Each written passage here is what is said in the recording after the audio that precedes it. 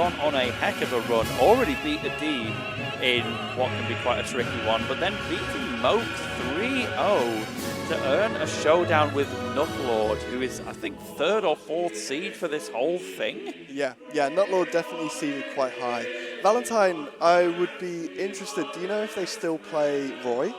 They are doing Roy for losers bracket. The reason they are in losers bracket is because they were originally trying to play Incineroar bracket. Interesting. Lost to a Ryu player called Natsu.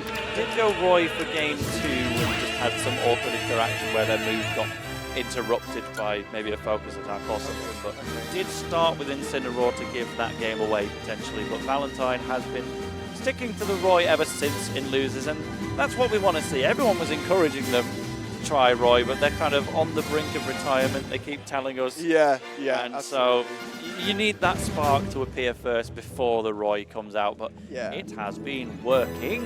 Absolutely, and you know, sort of turning our attention to the current setup we've got in play.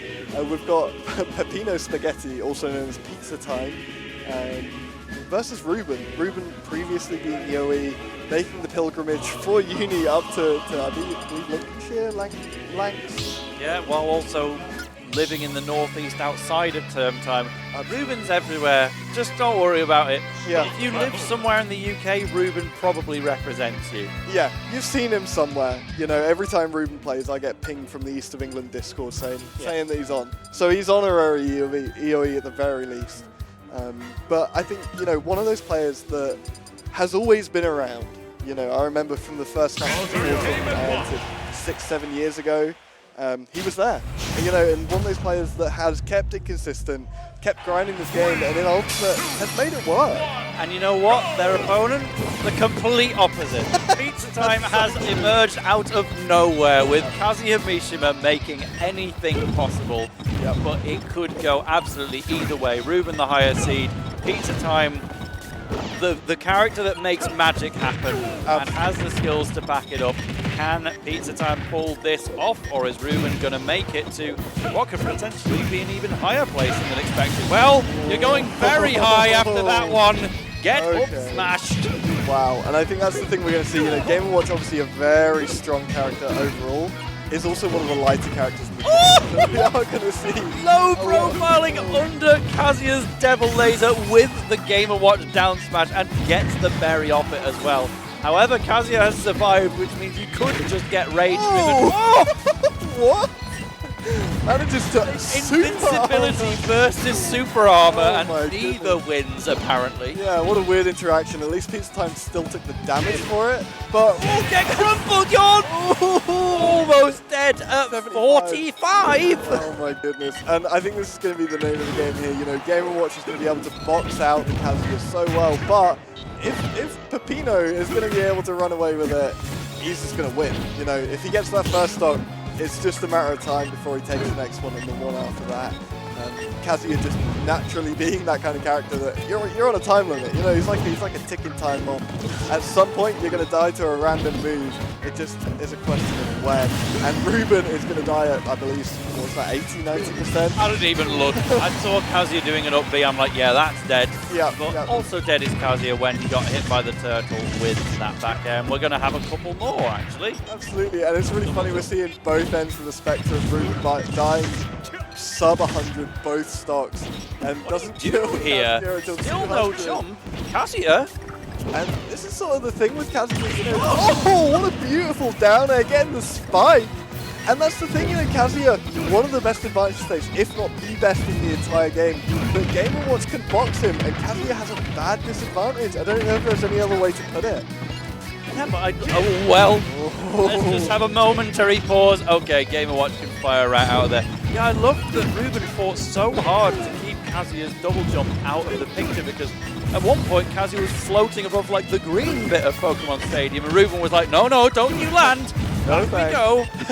Absolutely. I think it's such an interesting, you know, we're seeing sort of the matchup in play here. You know, it's like Kazuya gets the cheese, or he gets those super early kills. But if Game & Watch plays it perfectly, he just gets the percent. And that sort of at the end of the day is going to get you the win. And with an up B like that, it's going to get you the first game. It's going to get you a reverse restock, my friend Ruben. Oh my God, I didn't realize. That was just totally turning it up. Yeah, yeah, and I wonder sort of, you know, we were talking earlier about the mental game and sort of, you know, players like both of these players ranked recently, Ruben being seeded sort of much higher than he personally thinks he would normally be after the Brighton Rose over Honeyo, I believe. You know, I wonder if both these players, you know, especially, you know, we saw Ruben sort of struggling at the start of that game. I wonder if he sort of got, you know, his mental in check, sort of got his head straight. It's like, okay, I'm gonna win now. And that's exactly what he And did. you know what? Hasn't stopped. Even moving into game 2, Pizza Time still yet to get a hit in. Peppino Spaghetti rocking the temporary new tag, but it isn't doing him any favors at the moment. No, absolutely not. Down smash again! Oh wow. With a character like Game & Watch, it's so fascinating seeing characters like, or players like Ruben space his moves so well. Like moves like down smash are surprisingly long, and moves like F tilt are going to kill you at 138, but Ruben is always spacing it perfectly. That's what you love to see. We get 2 lasers in a row on Mr. Game & Watch, but it's very hard to do because he low profiles everything and he's got a bucket to absorb things. Just to get 1 is hard, let alone 2.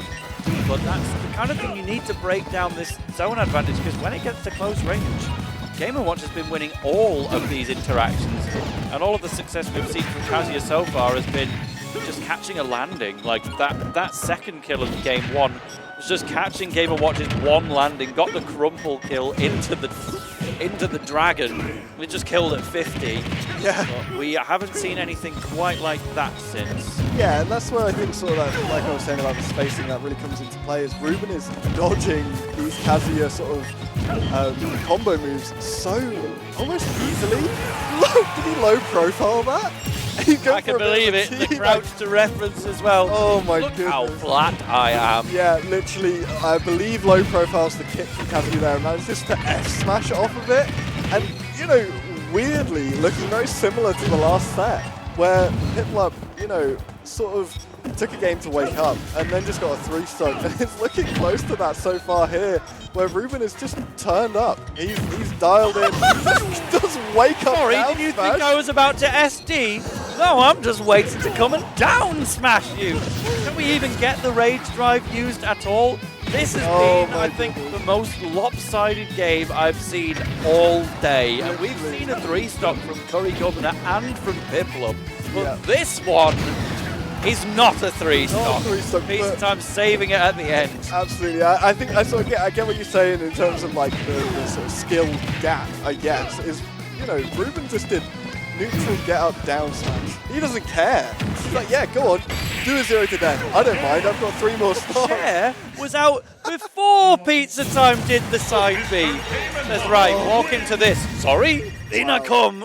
Oh wait, the chair is still active. Absolutely. And from what was a reverse 3-stock in the first game to what was almost a clean 3-stock in the second, Ruben has just, like I say, decided to win, and Peppino Spaghetti, sorry. I feel like it should say Spaghetti-O. You know? Next time, we'll pass on the feedback. Definitely. But we had a pizza after this commentary block. yeah, I need a Peppino Spaghetti. But yeah, he needs to adapt, and that's what we need to see here. You know, we are going to Town City, the first different stage we are seeing so far this set. I wonder if we. Oh, this is certainly an adaptation. It's a character change. Banjo Kazooie against Game & Watch. Oh, Yeah, Terry. I was going to say, yeah. True main. I think losing to is Kazuya and going to Terry, who, looking at his Smash or PT stats page, you know, this is his proficient character. Kazuya on the tier list, obviously a better character, but Terry's his main, you know. Yeah, Kazuya is there to kind of cheese away stock when required, while Terry is what you do to feel comfortable and just play the game. But you know what? No one feels comfortable against Mr. Game & Watch unless you've got like Cloud's back air. This is going similarly. Oh, but you know what? Wow, actually goes for just anything that Pizza Time could find off stage, and then with recovering with the invincible up B to catch on the way back up. Go is alive. Yeah, this is sort of when the game really starts for Terry. You know, he's over that 100%. He's got to go. Ruben has to play. You know, it's interesting because you want to play aggressive because you want to get rid of the go, but you also don't want to approach because he's got go. It puts you in a really hard position. You know, we are going to see a bit of a risky upbeat. Ruben doesn't quite get to kill from it. I was expecting a down smash on landing rather than going straight for the nair, but you know what? Ruben finds the chair once again anyway, and it's jab, jab, rising tackle. I don't think that was the true input, you know. Didn't quite hold it down long enough. Yeah, we're seeing some sort of, you know, that's definitely matchup confidence as well. It's good DI from Ruben. I'm not too familiar with whether, you know, with his locals and whether he plays many Terry or Kazuya lanes, but looking at this isn't his first rodeo. He's played this before. He knows what he's doing. Exactly. But you know what, Terry has, well, pizza time, probably fought some Mr. Gamer watches in the northwest. Peppino Spaghetti represents the north of Wales, but quite a distant part of the North Wales. Just Manchester is still the closest Smash tournament available to it. Getting on that Northwest PR. Slightly losing this game, but it is feeling so much better than it did with Kazuya on that previous occasion. Absolutely, although that was such an incredibly good confront. Having to throw out the back air before even knowing you're going to hit it. But Ruben just having the confidence. I think that's the main thing we've seen him do. You know, this third game, he's throwing out hammers, he's throwing out random smash attacks. Oh, steady on! Out, and all of a sudden we're at an even game. Yep, fall into that invincible rising tackle. Pizza Time has nothing to lose. Of course, you're going to see a big swing like that to try and get yourself back in the game. And mission accomplished. Go is going to be available very soon. Yes, this is a huge deficit for Peppino Spaghetti right now, but we're 4% away from a potential equalizer. Here we go. And this is when the game really starts, like I was saying. You know, Terry only needs a couple of strong hits into those go moves to be able to even this straight up. It's just, you know, that's the whole thing we've seen with Kazuya, is that all he's needed is a few strong hits. He just can't get them. Getting the forward edge during the charge as well of Game & Watch up smash. Well, you're not going to get to it twice. Are you okay? Ruben says yes. Thanks. Wow. And the 3-0 in the end is going to put Ruben through to winners side top 8, where he will face Maize Beans. Yeah, which is just like such a good placement for Ruben there. You know, I think in that third game he was kind of messing around a bit, but he's proven that seeding wasn't a fluke.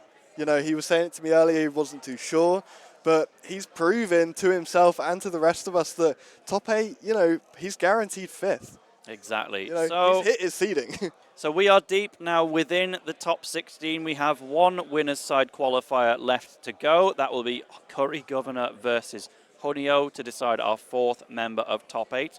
It's not going to be delivered to you by us. We're going to get a caster change.